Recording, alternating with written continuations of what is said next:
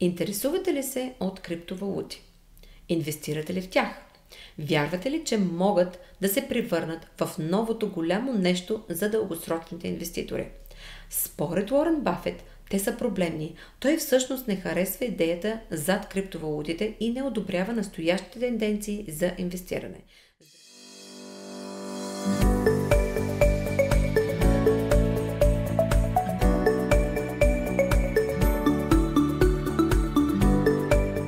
Здравейте на всички и добре дошли отново в моя канал Инвестиране с Антоанета. Аз съм Тони и така искам бързо напомняне. Моля, не забравяйте да харесате видеото и да го споделите с приятелите си. Наистина помага за разрастването на моя канал и така много повече българи да постигнат своята финансова независимост. Днес съм ви подготвила един много интересен клип. Много ми хареса и затова реших да го споделя с вас. Ще разгледаме едно интервю с Уорън Бъфет, където той говори за своята позиция относно биткойн и криптовалутите като цяло. Медийното внимание и хайпа предизвикаха огромен интерес към биткойн и много инвеститори, които са готови сляпо да се втурнат с цялата работа, да продадат всичките си инвестиции от фондовия пазар и да се втурнат към криптовалутата. Лично аз мисля, че това не е особено добра идея. И не ме разберете погрешно. Не е като да мразя криптовалутите или нещо подобно. Всъщност аз притежавам биткойн и етериум, също така и Dogecoin. За мен е спекулативен и активно следя за възможности да добавям към криптопозициите си. Но аз също така вярвам, че повечето хора, които се редят на биткойн тренда, забравят едно от най-важните правила за дългосрочно инвестиране. А именно, че диверсификацията е ключът към успеха. Никога не ми е харесвало да слагам всичките си яйца в една кошница. Никога няма да разпродам позициите си на фондовия пазар, просто за да мога да си купя повече крипто и по-бързо, както правят тези хора. Но нека да видим какво мисли Бъфет за цялата тази работа.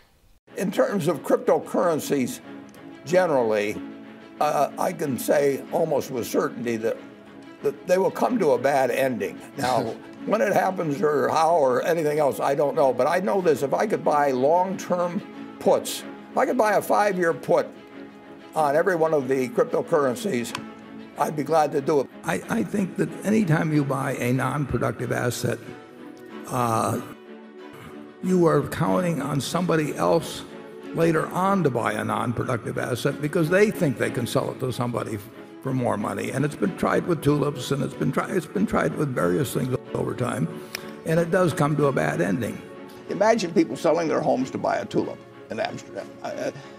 If people think they're going to make money the next day, and worse yet, if they think somebody else that they know is going to make money and they aren't going to make money, it just draws people in. You know, I could whisper something on this program, and kind of the more sillier it was, the more it might react, because there's no quantitative limits. If you buy a stock, you say, well, I'll buy it at 15 times earnings, but I won't buy it at 20 times earnings. But when you get into something that doesn't produce anything, you know, there's no checkpoints. There's nothing to reference it to. It's just, it's gone up, so it'll keep going. Now, I will say, at one point this weekend, you said that Bitcoin, and this was based, you were asked, Charlie said Bitcoin's like rat poison. You were asked about that comment, and you said, well, it's probably more like rat poison squared. Charlie went on in the meeting to then basically call Bitcoin turds. He is an expressive sort, isn't he? Maybe when he gets a little older, he'll mature. I just want to ask you about that because it sparks so much controversy, and particularly on Twitter and some of the places where you might expect people who are trading in cryptocurrency to be pretty loud about what they heard. What is it about Bitcoin that gets you guys so fired up? Well, when you buy a farm, you look at the crop every year and what prices are, and you decide whether it was a satisfactory investment. I mean, you look to the asset itself and what it produces for you. When we buy a business, we look at what the business earns and decide how we feel about it in terms of what we paid. But we are buying something that at the end of the period, we not only have what we bought in the first place, but we have something that the asset produced. And when you buy non-productive assets, all you're counting on is whether the next person is going to pay you more because they're even more excited about another next person coming along. But the asset itself is creating nothing. One of the interesting things, for example, is gold. If you go back to the time of Christ and you look at how many hours of labor you had to give up in order to buy an ounce of gold, and you take it forward to now, you'll find the compound rate maybe 1/10 or 0.2%. And then you have to insure it during that time and make sure somebody doesn't steal it from you and everything. But it doesn't produce anything. And productive assets, you can pay too much for a productive asset. But I bought a farm in the 1980s, and every year look at how much it produced the way of soybeans and corn. And at the end of that period, I've still got the farm, and I've gotten some significant income off of it. Apartment house, operating business. But if you and I buy various cryptocurrencies, they're not going to multiply. They're not going to be a bunch of rabbits sitting there in front of us. They're just going to sit there. And I got to hope next time you get more excited after I bought it from you, and then maybe I'll get more excited and buy it from you. And actually, we could sit in the house by ourselves, and we could keep running up the price between the two of us. But at the end of the time, there's one Bitcoin sitting there, and now we got to find somebody else. And they come to an end. I mean, those. That's a greater fool theory. That's what you're saying. Well, yeah, it's buying something because you expect the pool of people who want to buy it because they want to sell it to somebody else will grow, and it's wonderful because it does create a rising price. Does create more buyers, and people think I've got to get in on this, and it's better if they don't understand it. That's the other thing about non-productive. If you don't understand it, you get much more excited than if you understand it. I mean, if you buy a bond that says it's going to pay you 4% a year, you're not going to get any pleasant surprises. She's going to pay you 4% a year. But if you can have anything you want to imagine.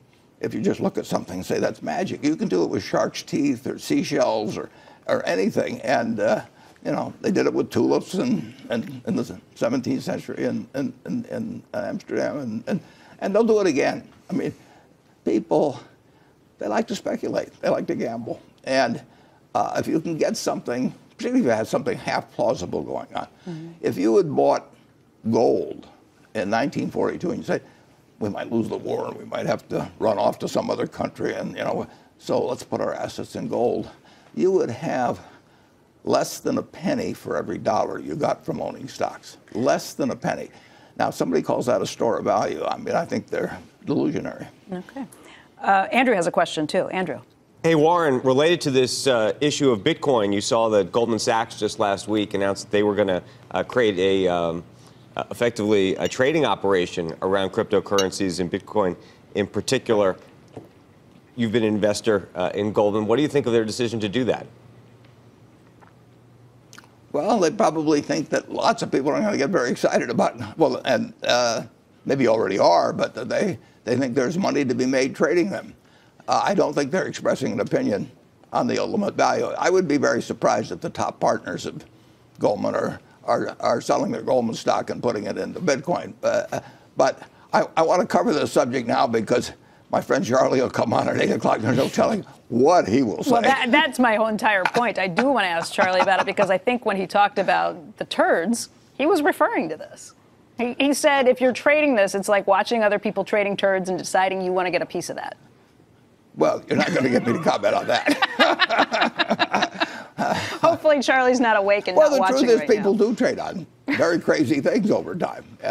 Imagine people selling their homes to buy a tulip in Amsterdam. If people think they're going to make money the next day, and worse yet, if they think somebody else that they know is going to make money and they aren't going to make money, it just draws people in.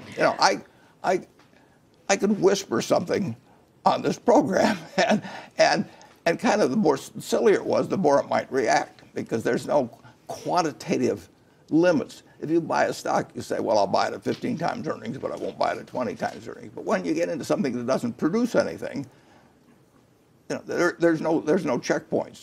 There's nothing to reference it to. It's just, it's gone up, so it'll keep going. Now, I will say, in terms of cryptocurrencies generally, I can say almost with certainty that they will come to a bad ending. Now, when it happens or how or anything else, I don't know. But I know this: if I could buy long-term puts. If I could buy a 5-year put on every one of the cryptocurrencies, I'd be glad to do it, but I would never short a dime's worth. Have you thought about trading the futures to take a negative position on Bitcoin? No. You would not do that? No. There's no reason. I get into enough trouble with things I think I know something about. Why in the world should I take a long or short position in something I don't know anything about? So, we don't have to know what cocoa beans are going to do or cryptocurrencies. We just have to focus on 8 or 10 stocks that businesses, basically, that we think are decent businesses. But I do think that I think what's going on definitely will come to a bad ending. I mean, you've got virtually everybody. I have a class. I have 11 schools coming on Friday. The questions will be on Bitcoin, and I won't know the answers. Although when we sat down, Warren, you did say, I should have announced that we were getting involved in Bitcoin this morning. Well, that is true. I mean, if that would be much more interesting to the audience that we were going to issue a whole series of cryptocurrencies tomorrow. But we aren't, believe me. And we don't own any, we're not short any, we'll never have a position in them. He says, capitalization of cryptocurrencies approached that of Berkshire and Apple last year. And clearly the idea behind crypto will affect conventional banking groups where Berkshire is a shareholder. You always say you didn't go into too much detail to obtain an understanding on cryptocurrencies. So what factors caused you to say that it's a bubble? Well, generally non-productive assets remain, if you had bought gold at the time of Christ and you figure the compound rate on it, it may be a couple tenths of 1%.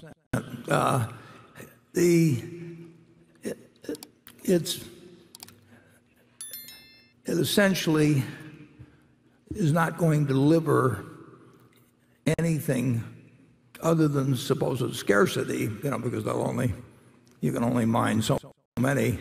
But so what? I mean, what does it produce itself? The check is a wonderful idea. Just imagine how the world would be without being able to write checks or have wire transfer of funds, but it doesn't make the check intrinsically itself worth a lot of money. And if you said you can't use something called check with a little piece of paper, you'd do something else to transfer money. I think that anytime you buy a non-productive asset,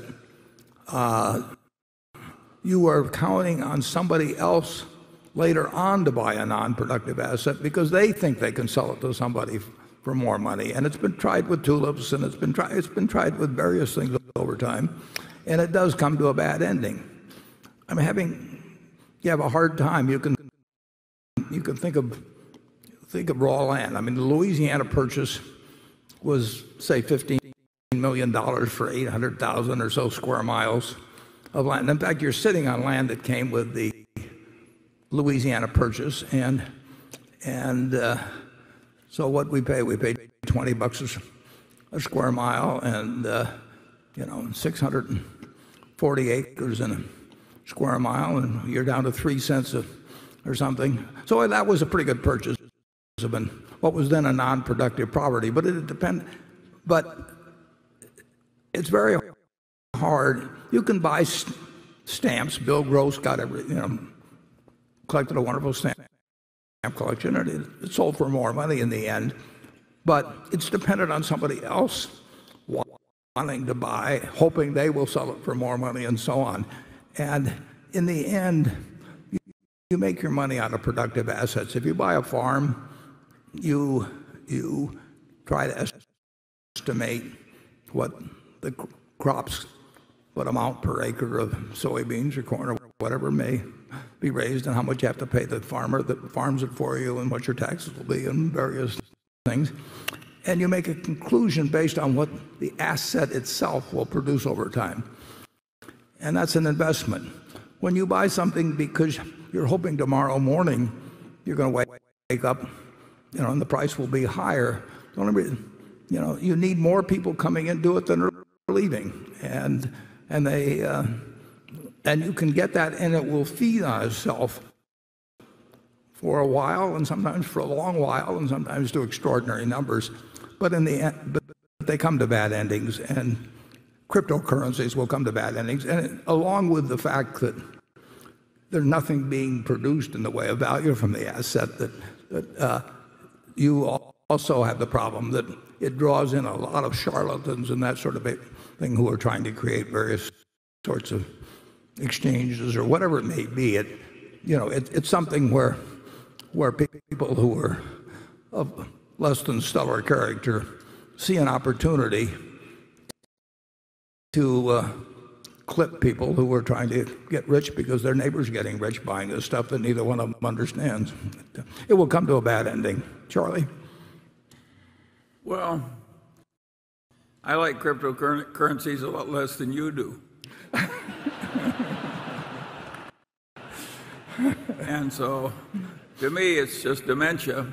And I think that people who are professional traders that go into trading cryptocurrencies, it's just disgusting. It's like somebody else is trading turds and you decide I can't be left out.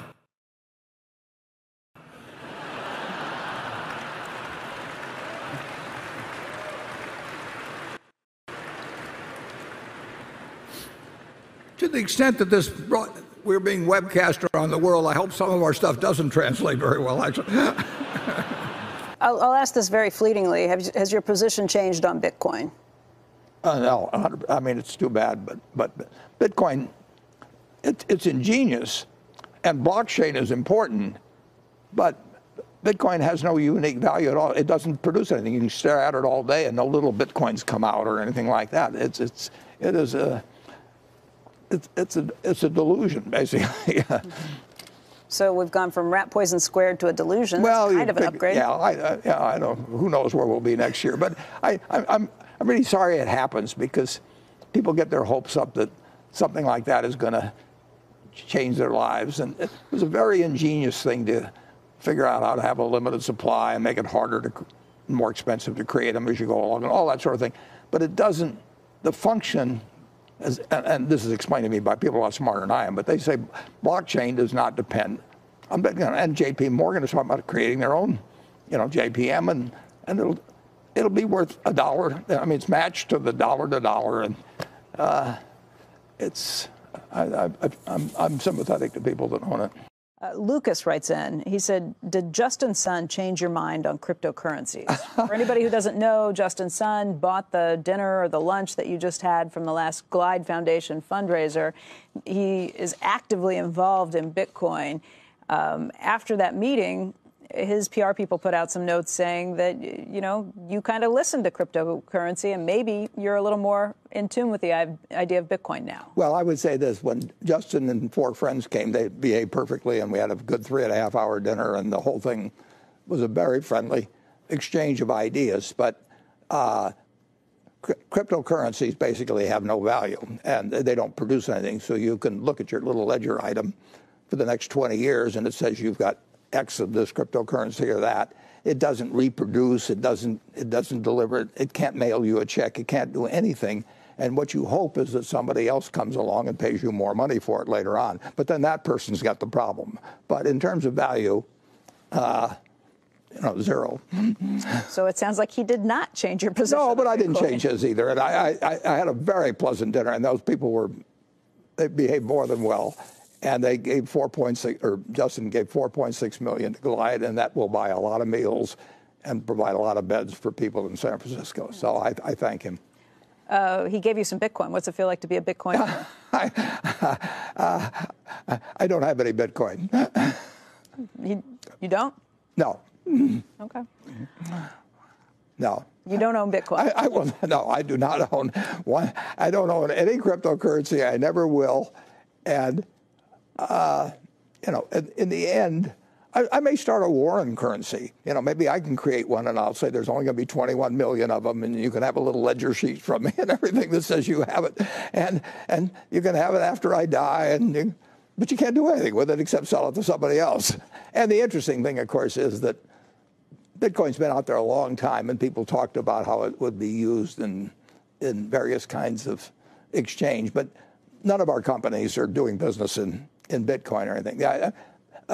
Bitcoin has been used, I think, to move around a fair amount of money illegally. So people maybe in countries where you have a hard so time the logical move from the introduction of Bitcoin is to go short suitcases, because the money that was taken in suitcases from one country to another, suitcases will probably fall off in demand. I mean, so you can look at that as the economic contribution of Bitcoin to the society. И това е всичко за днес. Днешното видео е малко нестандартно, но наистина ми се искаше да споделя това интервю с вас, защото много ми хареса и аз мисля, че и вие трябва да го знаете.